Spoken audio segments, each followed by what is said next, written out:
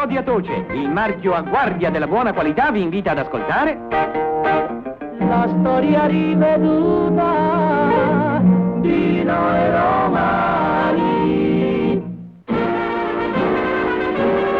Ave, son Caio Gregorio, er guardiano del pretorio, mosto a guardia dannazione della lira de Nerone.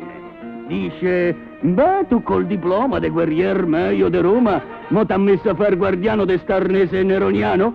Che volete? Questa scoria par che passerà alla storia. Perché avete da sapere che Nerone è musichiere.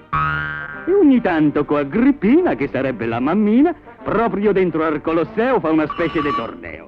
E chi arriva con distacco a pestare sul patacco e poi dire senza fiato il motivo che han suonato, se indovina senza scherzi becca un sacco di sesterzi.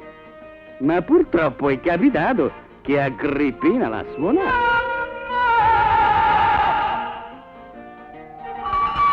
Oh, sei infuriato come un toro e alla stanza del tesoro lei al posto dei gettoni ci ha trovato i leoni. Poco dopo sto divino stava lì con Tigellino a far gioco del filetto dando botte su un soffietto per accendere la fiammella, quando guarda un po' la iella, nel pestare una zampata provocò una gran fiammata. E siccome con il fuoco, cari miei, se scherza poco, con ste idee geniali e furbe chi ci hanno de mezzo è l'urbe.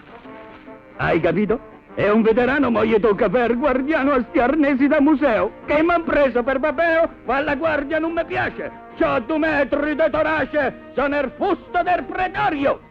Ma via, Caio Gregorio, non è il caso di inveire, far la guardia può servire. Sì, ma un che di più importante. Per esempio? Sacripante, alla buona qualità. Oh, parbleu, come si fa? Te lo dico con il coro?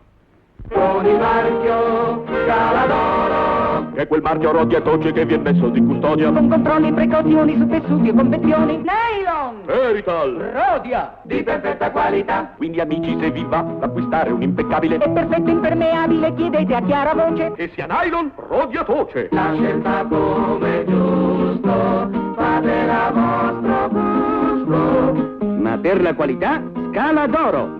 A guardia della buona qualità.